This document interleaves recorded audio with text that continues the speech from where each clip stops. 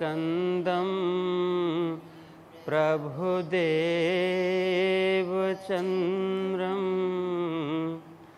ब्रजेशरूपेण पुरापि जातं प्रविश्य प्राप्तं प्रियप्राणनाथं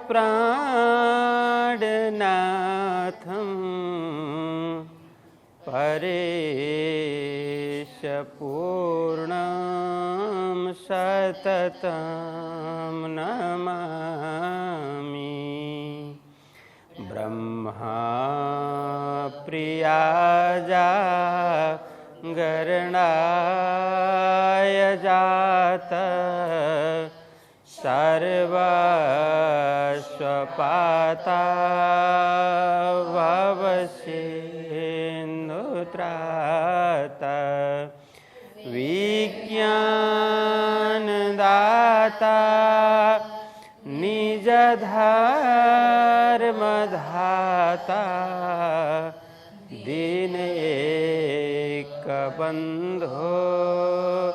शरणं प्रपद्ये दीनैकबन्धो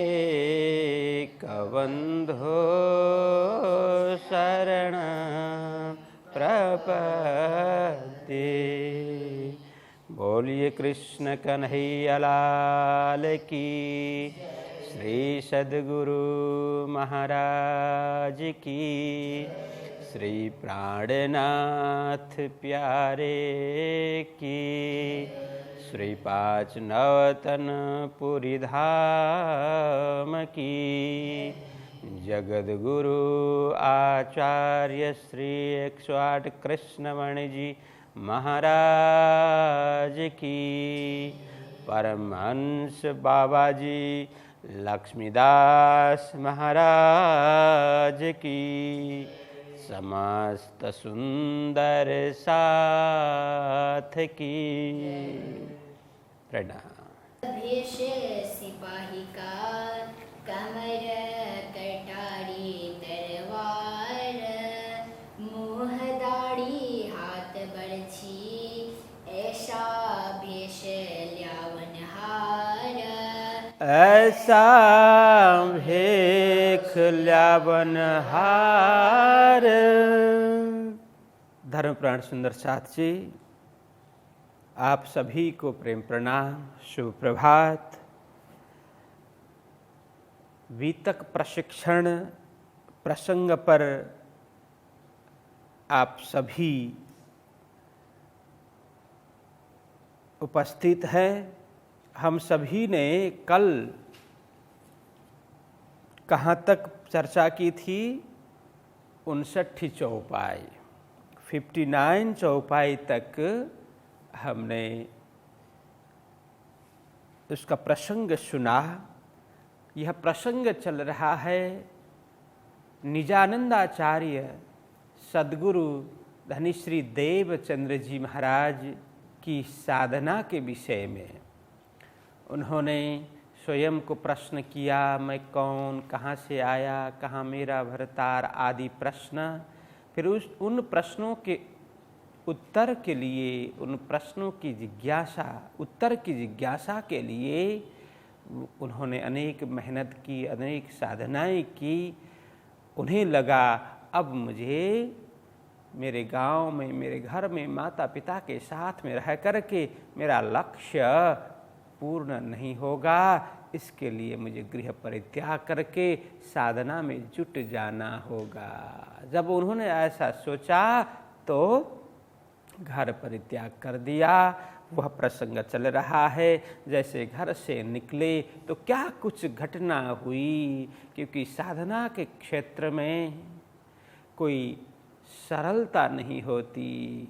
कोई सहज साधना करना कोई सहज बात नहीं है, सरल बात नहीं है, क्योंकि ऐसे विशिष्ट कार्य करते हुए, उत्कृष्ट कार्य करते हुए अनेक विघ्न मार्ग में आते हैं। चाहे सांसारिक कार्य हो, चाहे अलौकिक कार्य हो, किसी भी बड़े उद्देश्य के लिए शुभारंभ करते हैं, प्रस्थान करते हैं, कार्य करने के लिए हम सोचते हैं, उसके लिए प्रयत्न करते हैं, तो मार्ग में अनेक विघ्न बाधाएं अड़चने आती हैं।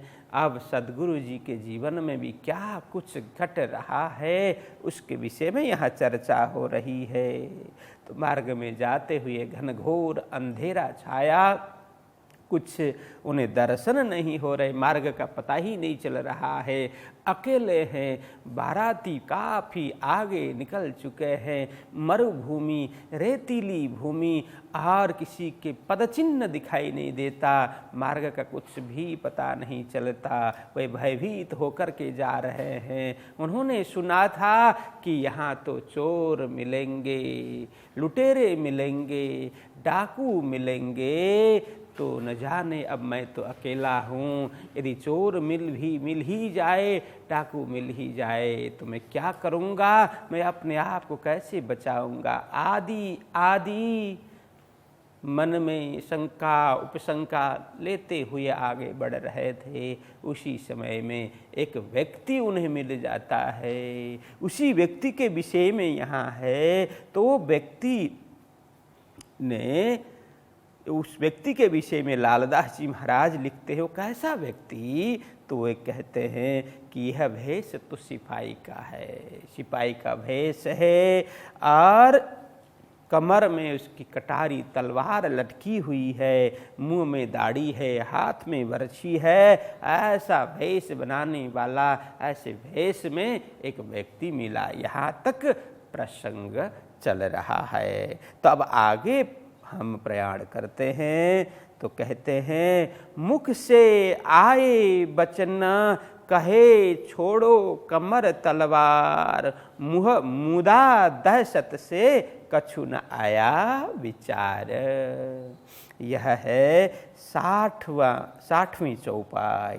तो यहाँ कहते हैं, मुख से आए वचन, किनके, वह व्यक्ति जिसकी मुंह में दाढ़ी है, हाथ में बरछी है, सिपाही का भेष है, कमर में तलवार लटकी हुई है, उन्होंने अचानक मुख से वचन निकाला। उनके मुख से वचन निकला क्या, कहे छोड़ो कमर तलवार, कहा छोड़ो कमर तलवार। क्या कहा, है बालक, अब क्या है कि कहे छोड़ो कमर तलवार, क्योंकि सद्गुरु जी के कमर में भी तलवार, छोटी कटारी लटकी हुई थी। उन्होंने भी अपने पास एक खंजर रखा हुआ था, क्योंकि समय परिस्थिति ऐसी थी कि कोई भी ऐसे पैदल यात्री चलते ऐसे तो साथ में कुछ न कुछ हथियार तो रखते ही थे। तो सद्गुरु जी ने भी अपने कमर पर एक कटारी खंजर रखा हुआ था।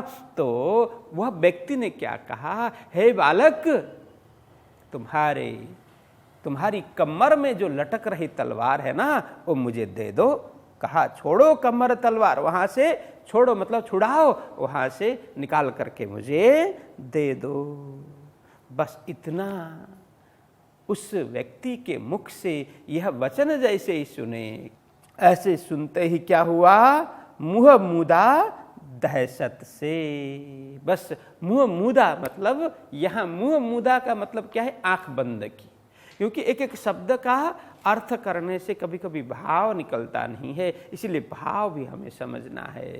मुँह मुदा मतलब उन्होंने आंख बंद कर ली, अब कुछ विचार नहीं आया। दहशत से मतलब भयभीत हो गए, डर से, क्योंकि यूं ही डर रहे थे ऐसे काली घनघोर रात्रि में। और जो प्रसंग सुना हुआ था उसमें भी चोर डाकू लुटेरे के प्रसंग सुने हुए थे, वही कल्पना करते हुए जा रहे थे। वही व्यक्ति, उसी प्रकार का व्यक्ति वहाँ मिलता है। यूं ही डरे हुए थे। अब सीधा आकर के और कुछ न बोलते हुए उन्होंने क्या कहा, हे बालक, तुम्हारे पास में, तुम्हारी कमर में जो तलवार लटक रही है वो मुझे दे दो, खोल करके दे दो। जैसे ये सुना, मुँह मुदा दहशत से उनकी आंखें बंद हो गई। कुछ बोली, कुछ वाणी शब्द मुख से निकला नहीं, बिल्कुल मुख बंद आंख बंद, मतलब आंख भी बंद है, मुख से भी कोई शब्द उनके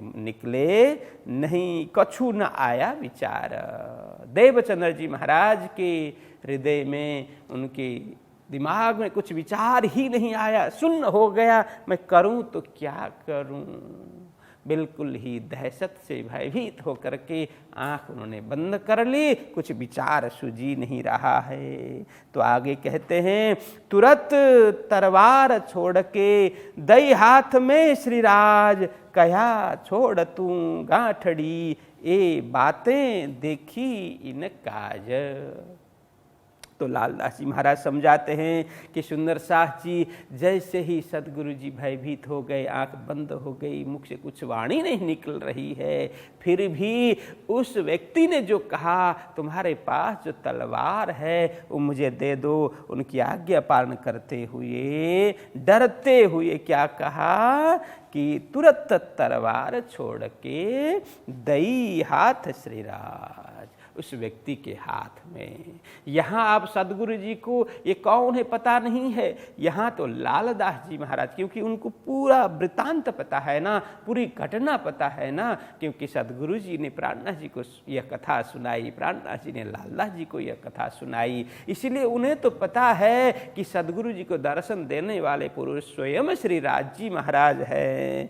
तब तो सदगुरु जी को कुछ भी पता नहीं था, वह डरते हुए उस व्यक्ति के हाथ में तलवार दे दी। अपने कमर में जो खोसी हुई, कमर में लटकी हुई बंधी हुई तलवार है, वो खोल करके उस व्यक्ति के हाथ में दी। उस व्यक्ति को लालदास जी महाराज श्रीराज करके संबोधन कर रहे हैं। कहा छोड़ तू गांठड़ी, ये बातें देखी इनका।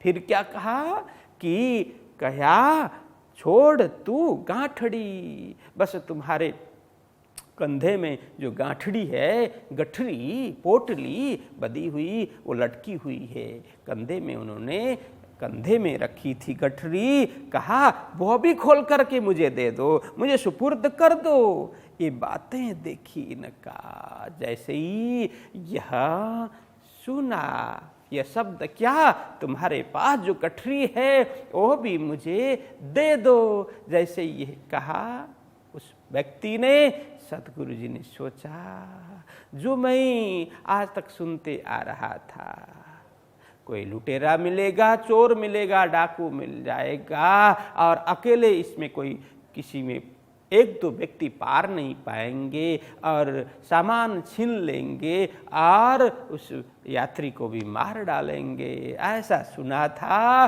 बस अब यही होने वाला है, अब मेरे सामने यही घटना घटने वाली है। तो ये बातें देखी इन काज।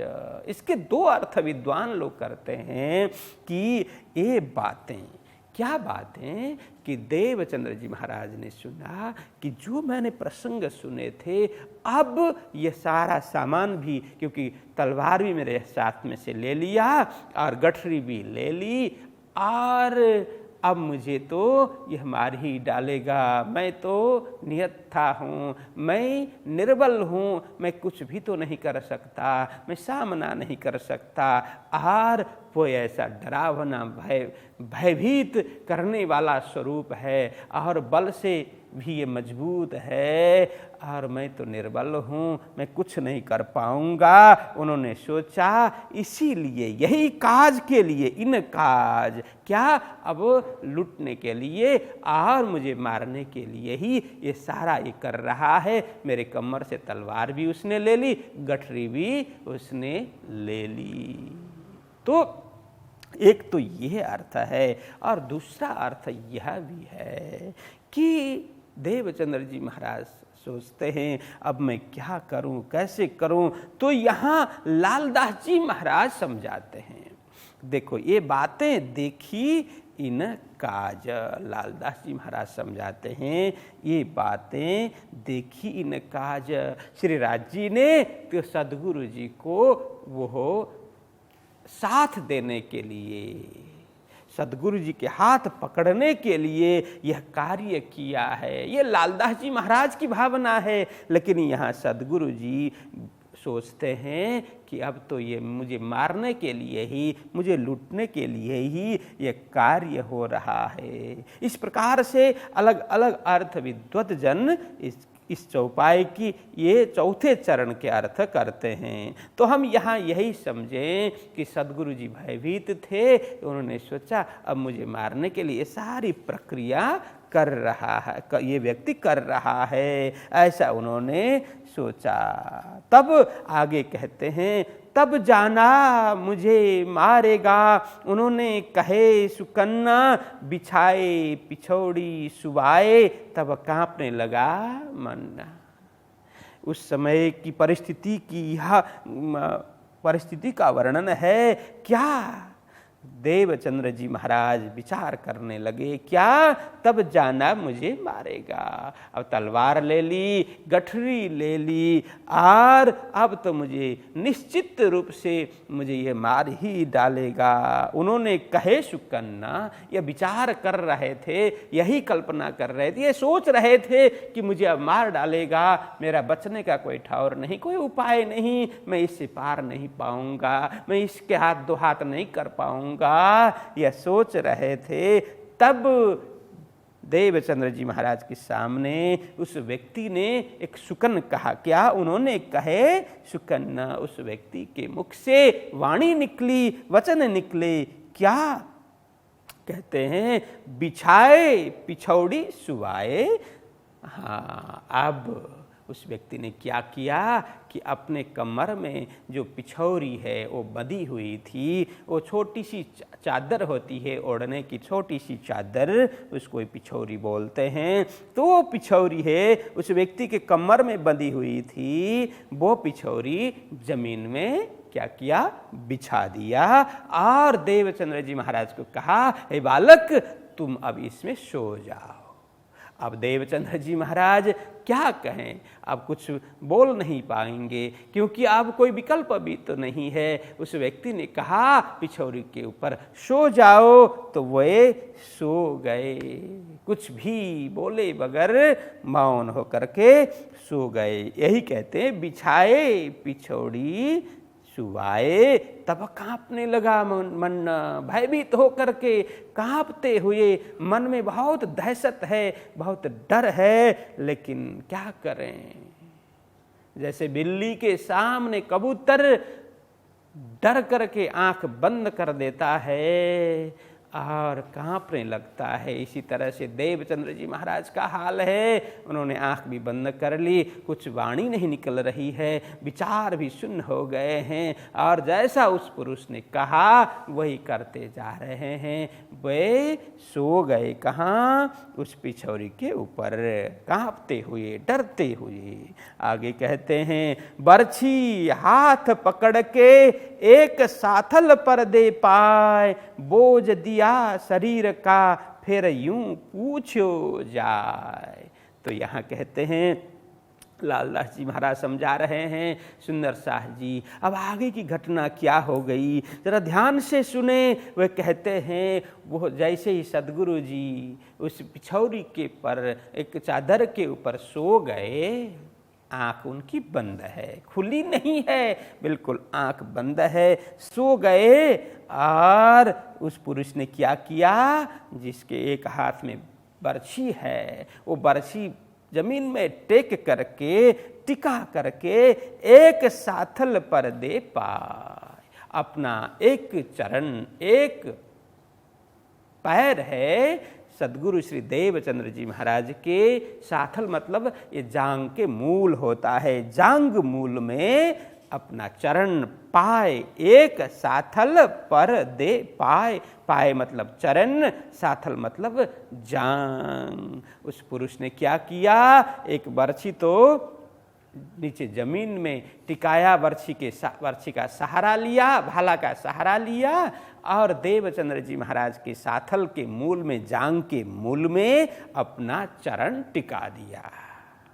कहते हैं बोझ दिया शरीर का फिर यूं पूछो जाए। अपना शरीर का संपूर्ण भार देवचंद्र जी महाराज के जांग के मूल में दे दिया, क्योंकि एक चरण जांग के मूल में है, दूसरा भाला उसके सहारे से टिका हुआ है।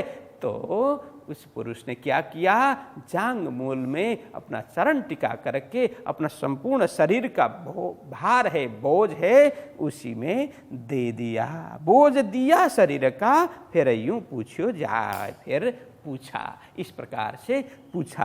क्या पूछा, तो कहते हैं दर्द भया कछु हल्का, सुल पेट का था जोर। श्री देवचंद्र जी उत्तर दिया, कछु रहा और ठौर।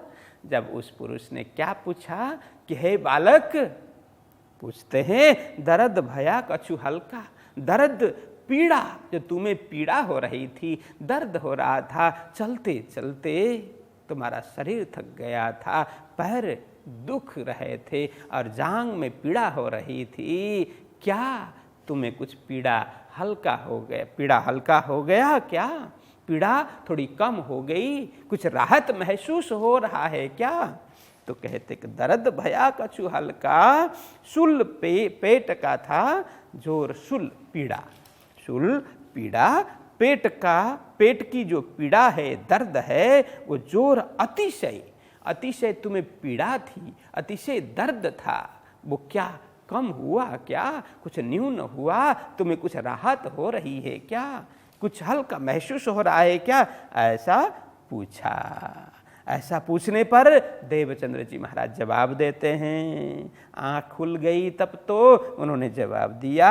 श्री देवचंद्र जी उत्तर दिया, कछु रहा और ठौर। उन्होंने उत्तर कैसे दिया कि हाँ, एक और तो वो पीड़ा कम हो गई, अब दूसरी ओर पीड़ा बची हुई है, दर्द अभी दूसरी ओर है। एक तरफ तो शरीर के एक तरफ तो बिल्कुल राहत महसूस हो गई, बिल्कुल हल्का हो गया, फ्रेश हो गया, लेकिन दूसरी ओर अभी भी पीड़ा बाकी है। उन्होंने बड़ी मीठी और धीमे स्वर से कहा कि कछु रहा और ठौर। तो फिर दूसरी जांग मूल में दे पाव खड़े रहे, बोझ दिया शरीर का इन शरीर पर दे। तो लालदास जी महाराज कहते हैं, सुंदर साथ जी, इस प्रकार सदगुरु श्री देवचंद्र जी महाराज के कहने पर, क्या कहने पर, हाँ, एक तरफ तो ठीक हो गया, दूसरी ओर अभी भी पीड़ा बची हुई है, पीड़ा बाकी है। तो फिर दूसरी जांग में उस व्यक्ति ने क्या किया, अब दूसरी ओर आकर के दूसरी जांग में दे पाव खड़े रहे, अपना चरण टिकाया जांग के मूल में और खड़े रहे, अपना पांव दे दिया, दे पांव खड़े रहे, अपना चरण उसमें टिकाया और खड़े रहे। बोझ दिया शरीर का, अपना शरीर का संपूर्ण बोझ वो उसी स्थल पर, मतलब उस साथल पर जांग मूल में दिया, इन शरीर पर दे। इन मतलब यहाँ देवचंद्र जी महाराज के शरीर पर दे। देखो यहाँ ये एक एक शब्द का वो ध्यान देना चाहिए कि इन मतलब किन के शरीर में, देवचंद्र जी महाराज के शरीर में। उनका शरीर मतलब उस व्यक्ति ने अपना शरीर का बोझ उनके शरीर में दे दिया। कहते हैं फिर पूछा क्या खबर, शूल मिटा आकार, तब उठ खड़े भये देवचंद्र जी, ऐसा किया विचार। तो आगे कहते हैं फिर पूछा क्या खबर, उस व्यक्ति ने देवचंद्र जी महाराज को पूछा, हे बालक अब बोलो क्या खबर है, क्या समाचार है, तुम्हारे शरीर में क्या हो रहा है, कुछ चल रहा है, अब कुछ पीड़ा हल्का हो गई, कुछ दर्द मिट गया क्या, अब बताओ। तब देवचंद्र जी महाराज का शरीर तो बिल्कुल एकदम दर्द से मुक्त हो गया था, पीड़ा मुक्त हो गया था। तो शूल मिटा आकार, क्या तुम्हारे शरीर की शूल है, पीड़ा है, आकार मतलब शरीर, शूल मतलब दर्द, क्या मिट गया, यह पूछने पर देवचंद्र जी महाराज ने कहा, हाँ बिल्कुल, अब तो दोनों तरफ यह दर्द मिट गया, सब कुछ ठीक हो गया। यह प्रसंग कहा ऐसा प्रसंग नहीं है, कहा ही होगा। तो देवचंद्र जी महाराज ने ये कहने पर फिर उन्होंने आज्ञा दी। तब उठ खड़े भये देवचंद्र जी। देवचंद्र जी महाराज पिछौरी में सोए हुए थे, वो उठ गए, उनकी आज्ञा से फट से उठ गए और ऐसा किया विचार। अब देवचंद्र जी महाराज ने विचार किया। क्या विचार किया? अब सोचने लगे कि ये व्यक्ति है कौन।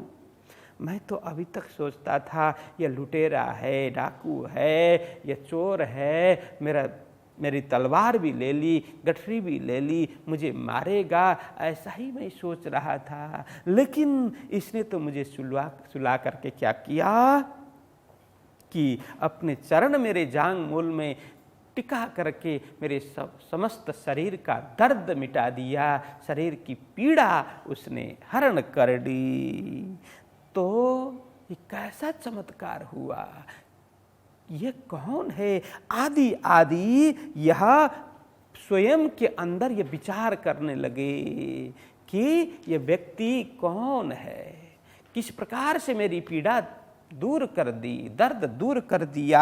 आदि आदि पल भर में कुछ विलंब नहीं हुआ, पल भर में स्पर्श करते ही थोड़ी देर में ही उन्होंने मेरा दुख हरण कर लिया, पीड़ा हरण कर ली, दर्द हरण कर लिया। तो ये है कौन, किस प्रकार से ये चमत्कार हुआ?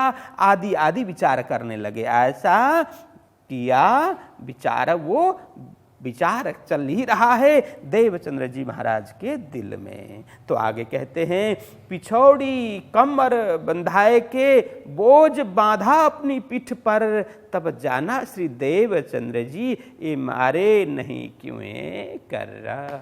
देवचंद्र जी महाराज अब सोचते हैं कब कि पिछौड़ी कमर बंधाए की। जब उस पुरुष ने क्या किया, जो पिछौड़ी जो बिछाई हुई थी ना, जिसमें देवचंद्र जी महाराज को सुला दिया था, वो पिछौड़ी फिर उठाई और पिछौड़ी को क्या किया, देवचंद्र जी महाराज के कमर में कस दिया, उन्होंने बांध दिया देवचंद्र जी महाराज के कमर में, और बोझ बांधा अपनी पीठ पर। ये बोझ मतलब वो गठरी का बोझ है, गठरी का भार है। देवचंद्र जी महाराज जो अपने साथ में गठरी लेकर के आए थे, जो पाथेय उनके पास में था, खाने पीने की सामग्री, पहनने आदि की वस्तुएं उनके पास में थी, गठरी, वो गठरी उस पुरुष ने अपने कंधे में डाल लिया। बोझ बांधा अपनी पीठ पर, अपने पीठ में वो बोझ किसकी, गठरी की बोझ है, गठरी का भार अपने पीठ में डाल लिया। तब जाना श्री देवचंद्र जी ये मारे नहीं क्यों कर रहा। आप उनको संतोष हुआ, उन्हें विश्वास हुआ कि तब जाना श्री देवचंद्र जी। देवचंद्र जी महाराज ने क्या जाना, क्या सोचा, उनके मन में यह विश्वास आया। तब उन्होंने समझा ये मुझे मारने वाला तो नहीं है। अभी तक तो डर रहे थे ये मुझे मारेगा करके, लेकिन अब उन्हें विश्वास हुआ, भरोसा हुआ कि अब यह पुरुष मुझे मारेगा तो नहीं, ये मारे नहीं क्यों कर रहा, इसी प्रकार से ये मुझे मारने वाला तो नहीं है। तो आगे कहते हैं, बंदी खाने रख के करावे गुलाम, मारने से तो बचाया अब क्या करावे काम। वो कहते हैं बंदी खाने रख के, बंदी खाना मतलब कारागृह, जेल, कैद, कैद में अब रखेगा, मुझे मारेगा तो नहीं, मुझे मारेगा तो नहीं, लेकिन क्या करेगा, मुझे जेल में डालेगा अथवा मुझे कारागृह में डालेगा, कैद खाना में रखेगा, अपने साथ में कैद में रखेगा, उसकी कैद में मतलब उसके निगरानी में रखेगा, और वो जैसा कहे मुझे वैसा करना होगा। करावे गुलाम, मुझे दास बनाएगा, नौकर बनाएगा। तो कहते हैं मारने से तो बचाया, कोई बात नहीं, वो सोचते हैं कोई बात नहीं, मैं उसकी जेल में भी बैठने के लिए तैयार हूँ, उसकी गुलाम बनने के लिए भी तैयार हूँ, क्योंकि मरने से तो मैं बच गया। यहाँ कहते मारने से तो बचाया। किसने बचाया? तो आप परमात्मा को याद करते हैं, हाँ ये व्यक्ति के हाथ से मरने से तो परमात्मा ने मुझे बचा लिया, कोई बात नहीं, अब यह व्यक्ति मुझे गुलाम भी बनाएगा, दास बनाएगा, मैं बनने के लिए तैयार हूँ, कोई बात नहीं, मैं स्वीकार करूँगा। अब क्या करावे काम, कुछ काम कराएगा, सेवा कराएगा, गुलाम बनाएगा, दास बनाएगा, अपने कब्जे में रखेगा, कैद खाना में रखेगा, मैं मुक्त नहीं होऊंगा, स्वतंत्र मुझे कहीं विचरने नहीं देगा, वो अपने हिसाब से चलाएगा, कोई बात नहीं। परमात्मा का लाख लाख शुक्रिया। क्यों? क्योंकि उन्होंने मुझे मरने से तो बचाया, मैं जिंदा तो हूँ, मैं अब मरने वाला नहीं हूँ, ये मुझे मार तो नहीं डालेगा। अब यह वो विचार कर रहे हैं देवचंद्र जी महाराज, यही सोचने लगे। अब आगे कहते हैं, मिल दो यहाँ से चले, राह में अति जोरा, लगे बात लौकिक पूछने, कहो कौन तुम्हारो ठौरा। तो यहाँ पर कहते हैं मिल दो यहाँ से चले। अब क्या वहाँ से आगे प्रस्थान किया दोनों ने। कहते मिल दो, दोनों वो व्यक्ति और देवचंद्र जी महाराज यहाँ जहाँ पर ये घटना घटी वहाँ से आगे चले। राह में अति जोरा, राह मार्ग में अति जोर मतलब शीघ्रता से, जल्दी जल्दी दोनों चल रहे हैं। लगे बात लौकिक पूछने।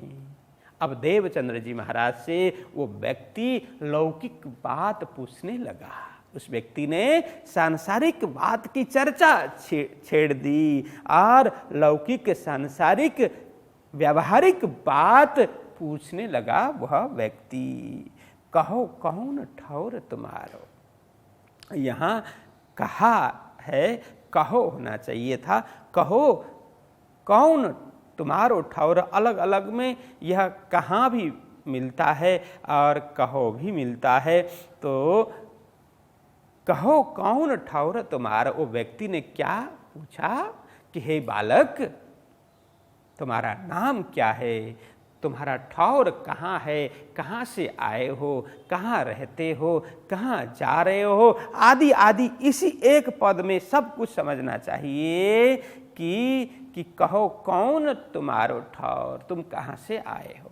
तो सीधा इतना तो पूछा नहीं होगा, सब कुछ पूछा होगा। तुम्हारा नाम क्या है, कहाँ से आए हो, कहाँ रहते हो, कहाँ जा रहे हो, आदि आदि सब कुछ पूछा होगा। लेकिन पद्य में यह है, थोड़े में सब कुछ उसी में समाया होता है, उसी प्रकार से समझना होता है। और आगे पूछते हैं, नाम माता का पूछत और कुटुंब परिवार, ताको उत्तर देते हैं चले जाए तीन लार।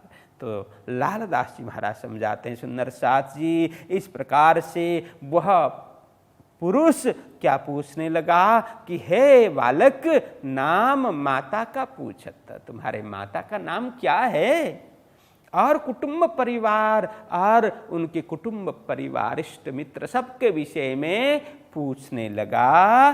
ताको उत्तर देते हैं चले जाए तीन लार। वह पुरुष जो जो पूछते हैं, अधिक कुछ नहीं बोलते, जो उन्होंने पूछा बस उतना ही जवाब देवचंद्र जी महाराज उतना ही उत्तर देते हैं। चले जाए तीन लार, लार मतलब साथ, उनके संग में चले जाए तीन लार, उनके किनके, उस व्यक्ति के साथ में देवचंद्र जी चलते चले जा रहे हैं और उनके द्वारा पूछे गए प्रश्नों के उत्तर भी देते जा रहे हैं। श्री देवचंद्र जी उत्तर दियो रहे उमरकोट गाम, मतु मेहता जो पिता करें सौदागिरी का काम। वो उत्तर देते हुए क्या कहते हैं देवचंद्र जी महाराज, रहें उमरकोट गाम, मैं उमरकोट के रहवासी हूँ, उमरकोट में रहता हूँ, मारवाड़ प्रदेश,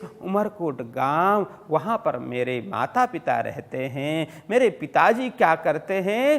करें सौदागिरी का काम। सौदागिरी, व्यापार विनिमय, व्यवसाय आदि का कार्य करते हैं। व्यापार विनिमय करते हैं। सौदागिरी मतलब लेन देन का, व्यापार का काम मेरे पिताजी करते हैं। पिताजी का नाम क्या है? मत्तू मेहता जी है। मत्तू मेहता जो पिता, मेरे पिता मत्तू मेहता है, वो क्या करते हैं? वो करते हैं कि सौदागिरी का कार्य वे करते हैं।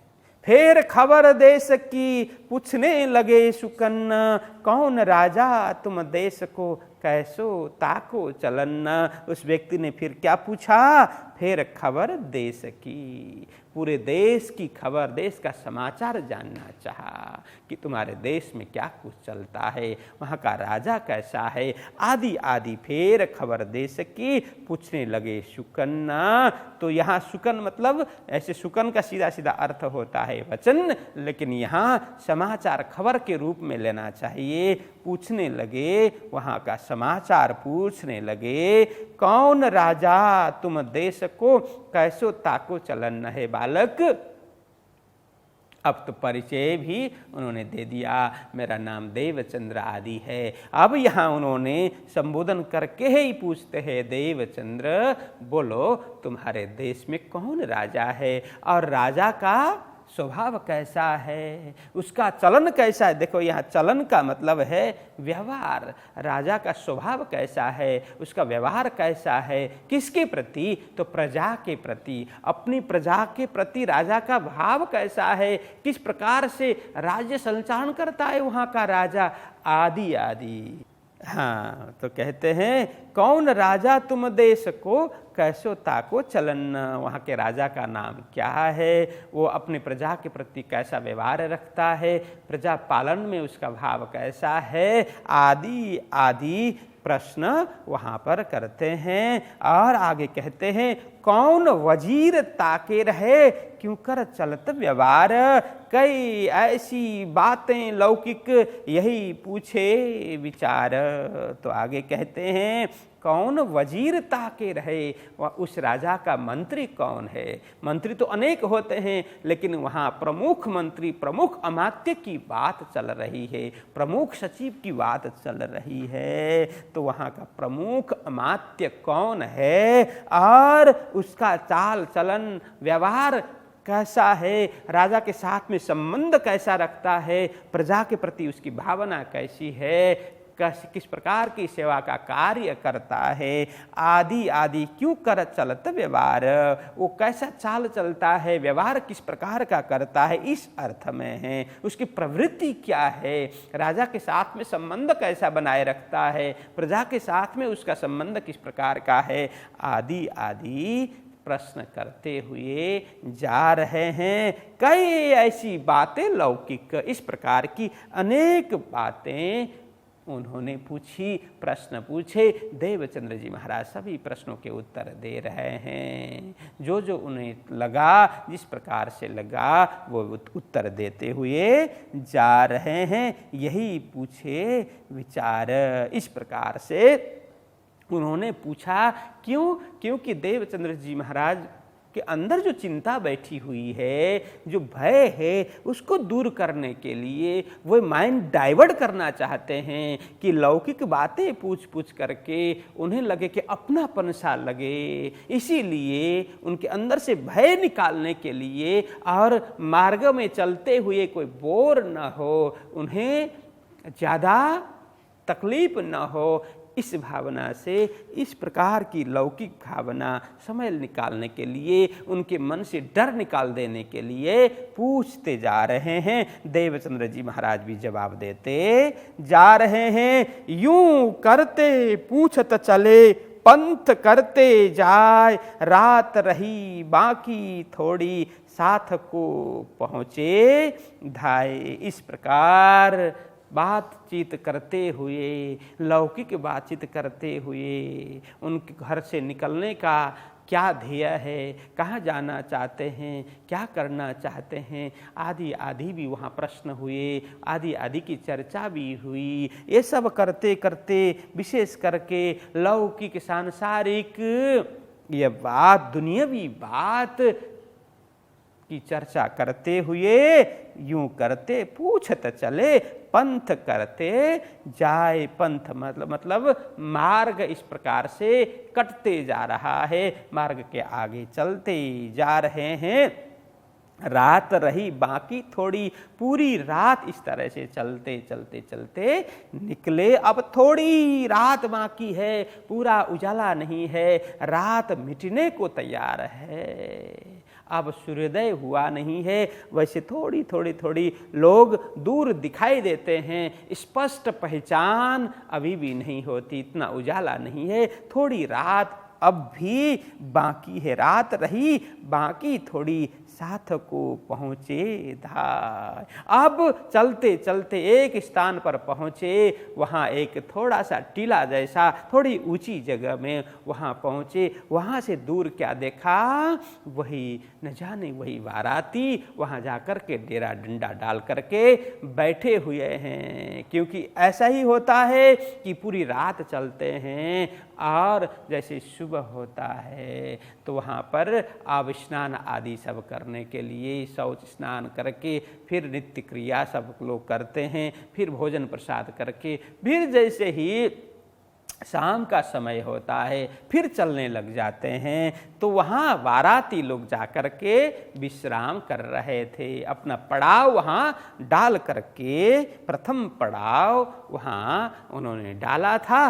और लेकिन इधर देवचंद्र जी महाराज और वह पुरुष जो साथ में बातचीत करके चल रहे थे, उनसे कुछ थोड़े दूर में जाकर के खड़े रहे, साथ को पहुँचे धाय। अब यहाँ यह भाव है कि साथ मतलब वो बाराती जो देवचंद्र जी महाराज जिसका साथ पाना चाहते थे, जिसके साथ पीछे पीछे होना चाहते थे, जिसके साथ से वे कच्छप पहुंचना चाहते थे, वो साथ अर्थात बारातियों के निकट पहुंचे। वहाँ बिल्कुल मिल गए के अर्थ नहीं है, वो साथ को पहुंचे धाए। चलते चलते वे जहाँ डेरा डंडा डाल करके बैठे थे, प्रथम पड़ाव डाल करके बैठे थे, उसके निकट पहुंचे। दोनों धाए मतलब शीघ्रता से चल रहे थे ना, दोनों व्यक्ति बातचीत करते हुए शीघ्रता से भी चल रहे थे। लेकिन देवचंद्र जी महाराज को वे कोई ज्यादा थकावट की महसूस नहीं हुई थी। इस तरह से साथ को पहुंचे धाए, वहां पहुंचे जहां बाराती लोग बैठे हुए थे। थोड़े दूर, थोड़े उसके निकट पहुंचे और आगे कहते हैं उस जगह खड़े रहे। मानो 100-500 मीटर दूर ये लोग बैठे हुए थे, वहाँ से थोड़े निकट में जाकर के दोनों खड़े रहे, उस जगह खड़े रहे। पिछौड़ी छुड़ाई कमर से, अपनी पीठ पर गांठड़ी दई श्री देवचंद्र जी को इन समय। अब कहते हैं उस जगह में, उस स्थान पर खड़े रहे। थोड़े आगे, थोड़े दूर बाराती लोग बैठे हुए हैं, थोड़े आगे थोड़ी ऊंची स्थान पर वहाँ दोनों जाकर के खड़े रहे और पिछौड़ी छुड़ाई कमर से। वह पिछौरी किसके कमर में बंधी हुई थी? हाँ, किसकी पिछौरी थी? हाँ, वो सिपाही भेष में जो व्यक्ति था उसने अपनी पिछौरी है देवचंद्र जी महाराज की कमर में बांध दी थी। अब वह पिछौरी खोल कर के अब ले ली। देवचंद्र जी महाराज को कहा वो पिछौरी खोल करके मुझे दे दो। कहते हैं उस जगह खड़े रहे, पिछौड़ी छुड़ाई कमर से। छुड़वाई मतलब देवचंद्र जी महाराज के कमर से छुड़ाई। उन्होंने आज्ञा की कि देवचंद्र वो पिछौरी खोल करके मुझे दे दो। अपनी पीठ पर गांठड़ी दई श्री देवचंद्र जी को इन समय। देवचंद्र जी महाराज की जो गठरी है, पोटली है, वो स्वयं के कंधे में, स्वयं के पीठ में उन्होंने उठा रखी थी पोटली। वो अब किसको? देवचंद्र जी महाराज को इस समय, इन समय मतलब अब इस समय प्रदान किया, उनके हाथ में दे दी, उनको दे दिया गया। अब आगे कहते हैं, दई तलवार छोड़ के देख ए तेरो साथ, जो पीछे फिर के देखई मेरा किनने पकड़ा था हाथ। तब उन्होंने देवचंद्र जी महाराज की जो तलवार है पहले अपने पास में रखी थी, वह भी देवचंद्र जी महाराज को दे दी और उन्होंने कहा, है देवचंद्र, तुम जिस बारातियों के पीछे पीछे चल रहे थे, जिनको मिलने के लिए उतावल थे, चलते चले जा रहे थे, यही है ना सामने तुम्हारे ये साथी बैठे हुए हैं। ये देखो तुम्हारे साथी तो नहीं है, ये देखो तेरो साथ, ये तुम्हारे साथी, तुम्हारे संगी, मतलब जो तुम इनके साथ में होना चाहते थे, ये बाराती आगे बैठी हुई है। जो पीछे फिर के देखहीं, जैसे उन्होंने संकेत किया, इशारा किया, आगे ये साथी बैठे हुए हैं, देख लो। देवचंद्र जी महाराज उत्साहित हो गए, क्योंकि उनको ही मिलने के लिए वे दौड़ रहे थे। तब उन्होंने उत्साहित होकर के देखा। जैसे ही उन बारातियों की ओर नजर कर ली,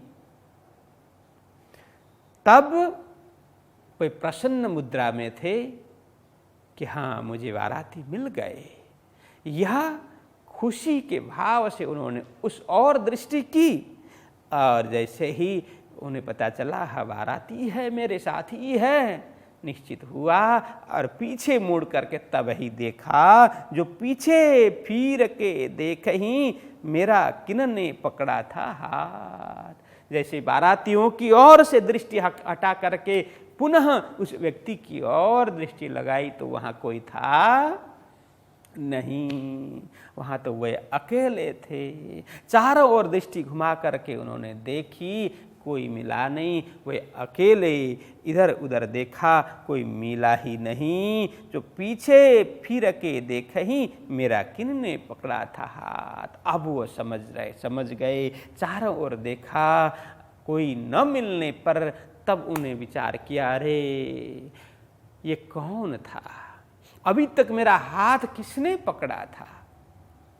देखो, यहाँ हाथ पकड़ने का मतलब मेरा किनने पकड़ा था हाथ। हाथ पकड़ने का मतलब हाथ पकड़ करके चल रहे थे, ऐसी बात नहीं है। वो साथ में थे, उनको साथ देना, उनको सहयोग करना। यहाँ भी हम व्यवहार में प्रयोग करते हैं ना, क्योंकि उनके हाथ तो उसके ऊपर है। जैसे सद्गुरु के हाथ शिष्य के ऊपर है, मतलब हमेशा ऊपर ऐसे हाथ रखने की बात नहीं है। मतलब उनके ऊपर कृपा है, उनके ऊपर मेहर है, उनका साथ सहयोग है। वो हमेशा उनको सहयोग करते हैं, उन्हें प्रेरित करते हैं, यह भाव में है। तो यहाँ भी ऐसा ही है कि मेरा किनने पकड़ा था हाथ। अभी वहाँ से यहाँ तक मुझे सहयोग करने वाले, मेरे साथ साथ चलने वाले, मेरे दर्द को मिटाने वाले, मेरी पीड़ा को मिटाने वाले कौन थे? मुझे साथ सहयोग करने वाले, इस घनघोर रात्रि में मेरा साथ निभाने वाले, इस अर्थ में है, ये कौन थे? इसी अर्थ में कहा मेरा हाथ किन्होंने पकड़ा था। तो ऐसे व्यवहार में तो प्रयोग करते ही हम, हाँ मेरे हाथ तो मेरे गुरुजी ने पकड़ा है, मेरा हाथ है मेरे माता पिता ने पकड़ा है, मतलब मेरे दोस्त ने पकड़ा है, मेरे किसी भी साथ देने वालों ने पकड़ा है। मतलब वो अकेले नहीं है, साथ देने वाला कोई है। तो देवचंद्र जी महाराज भी सोचते हैं, अब मेरा हाथ किन्होंने पकड़ा था, मतलब मुझे अभी साथ सहयोग करने वाला कौन था। चारों ओर देखा, कोई मिला नहीं। तो यही विचार करते हैं। वहाँ तो कछु न देखिया, कौन कहा गयो यह तहकीक मेरा खाबंद, किया विलाप याद कर तेह। चारों ओर देखा, विचार किया, कोई नहीं मिला। वहाँ तो कछु न देखिया, कौन कहाँ गयो यह, अरे अभी तक मेरे साथ में मीठी मीठी बातचीत करते हुए, मीठी मीठी वाणी मुझे सुनाते हुए चलने वाले वो व्यक्ति थे कौन, ये कहाँ गए? वो बहुत सोचने लगे, विचार करने लगे और विलाप करने लगे। न मिलने के बाद उन्होंने सोचा यह तहकीक मेरा खावंद। अब उन्हें निश्चित हो गया। तहकीक मतलब निश्चित रूप से मेरा खावंद मतलब मेरे स्वामी हैं, मेरे प्रियतम है, मेरे मालिक है, मेरे आधार हैं। खावंद का ये अर्थ होता है स्वामी, प्रियतम, मालिक, आधार, कुछ भी कहो, कि यह निश्चित रूप से मेरे मालिक हैं, जिसको मैं ढूंढ रहा था यह तो यही है और कोई नहीं है। क्या विलाप याद करते हैं, तेह मतलब उन श्री राज जी को, उन मालिक को, उन प्रियतम को याद करते हुए देवचंद्र जी महाराज विलाप करने लगे, क्रंदन करने लगे, अंदर ही अंदर रोने लगे, बिलखने लगे, विलाप करने लगे। अरे ये तो मेरे मालिक थे, मेरे प्रियतम थे, मेरे स्वामी थे, मेरे भरतार थे, यही तो मेरे आधार थे। मुझे इतनी घनघोर रात्रि में साथ निभाने वाले, मीठी मीठी वाणी बोलने वाले तो यह और कोई नहीं थे, यह तो मेरे मालिक ही थे। इस प्रकार से निश्चित होकर ये निश्चित किया अपने आप से और विलाप करने लगे। मैंने उनको पहचाना नहीं, मैंने उनको जाना नहीं, मैं कितना भागा हूँ, यह आदि आदि अंदर ये विचार करते हुए वो विलाप करने लगे। ऐसा ही होता है हमारे पास में, जब कभी कोई व्यक्ति होते हैं उनको हम पहचान नहीं पाते, जब कभी हमारे पास मौका होता है उनको हम नहीं पहचान पाते, उनकी कीमत नहीं करते, और जब व्यक्ति चले जाने के बाद हो या समय निकलने के बाद हो हम पछताते हैं, हम विलाप करते हैं। अरे मेरे पास इतना बढ़िया समय था, इतने अच्छे अच्छे व्यक्ति मेरे पास थे, साथ सहयोग करने वाले, तब तो मैंने उनको जाना नहीं, उनकी आज्ञा पालन नहीं की, आदि आदि हम भी ऐसा ही विचार करते हैं। हम सब की कथा कहानी है यह।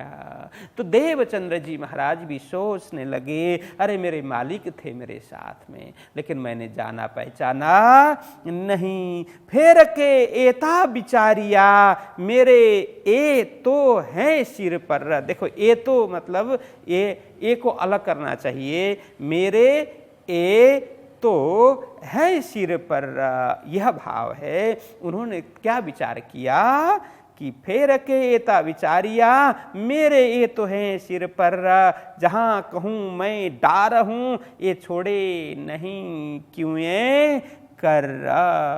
तो विचार करने लगे। फिर मतलब पुनः ये विचार, एता विचार, ऐसा विचार किया कि इन्होंने देवचंद्र जी महाराज ने क्या विचार किया कि मेरे ये तो है सिर पर। उन्होंने अब विचार किया ये तो मेरे सिर के ऊपर ही है, मतलब मेरे ऊपर ही है।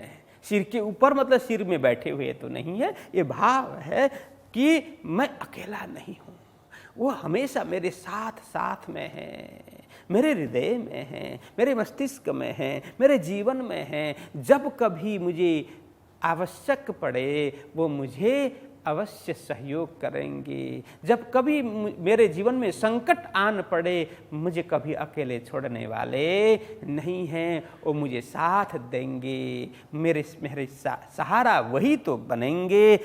मेरे ये तो हैं सिर पर, मेरे सिर पर ये हैं, मेरे मतलब मेरे जीवन पर, मेरे जीवन के आधार तो यही है। जहाँ कहूँ मैं डार हूँ ये छोड़े नहीं क्यों कर। जहाँ कहीं मैं डार हूँ, यह भी भाव से समझने वाला पद है। वह कहते हैं जब कभी जहाँ भी हो, जिस परिस्थिति में मैं संकट से घिर जाता हूँ, मुझे मार्ग नहीं मिलेगा, जब कभी क्या करूं, कैसे करूं, कहाँ जाऊं, इस प्रकार की असमंजस की परिस्थिति जब खड़ी हो जाती है, ऐसे संकटाकीर्ण मार्ग में, कंटकाकीर्ण मार्ग में वही मुझे साथ निभाने वाले हैं। कहते हैं जहाँ कहूँ मैं डार हूँ, मैं जहाँ कहीं इस प्रकार की परिस्थिति में हूँ, चाहे माया में बैठा हुआ हूँ, माया में लिपटा हुआ हूँ, इस संसार के दलदल में फंसा भी हूँ, लेकिन मुझे यह निश्चित रूप से यह विश्वास हो गया कि वही मेरे मालिक हैं, वो मुझे कभी छोड़ने वाले नहीं हैं। मेरा हमेशा हाथ पकड़ने के लिए वे तैयार हैं, मेरे सिर पर बैठे हुए, मतलब मुझे हमेशा कृपा करने वाले हैं, हमेशा मेहर करने वाले हैं, मुझे मेरे मार्ग को दिखाने वाले, मार्गदर्शन करने वाले, पथ प्रदर्शन करने वाले वही तो मेरे मालिक हैं। ये छोड़े नहीं क्यों ये कर रहा, ये किसी प्रकार से छोड़ने वाले नहीं हैं। बालक चाहे कितना भी हठी हो, बालक के मन में चाहे माता पिता के प्रति सद्भाव न हो, प्रेम न हो, लेकिन माता पिता अपने बालक के प्रति हमेशा स्नेह बरसाए रहते हैं, वो वात्सल्य लुटाए रहते हैं, बालक को किसी कठिन परिस्थिति में छोड़ते नहीं है। इसी प्रकार से मैं भी उनका बालक हूँ, मेरे वे मालिक हैं, मुझे किसी प्रकार से किसी भी कठिन परिस्थिति में, किसी भी संकट की घड़ी में वो मुझे छोड़ने वाले नहीं है, हमेशा मेरे ऊपर मेहर करने वाले हैं, मुझे साथ सहयोग देने वाले हैं। ये छोड़े नहीं क्यों ये कर रहा। बोलो कृष्ण कन्हैया लाल की।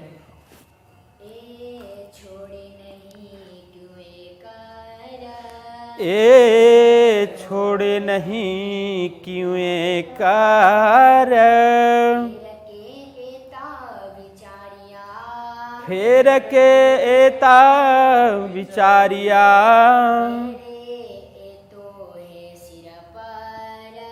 मेरे ए तो है सिर पार,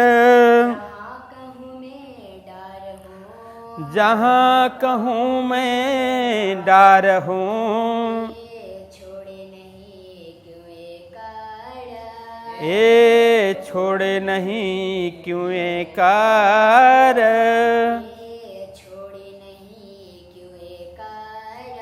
ए छोड़े नहीं क्यों कर। लाल की जय जय की जय, जय प्रणाम।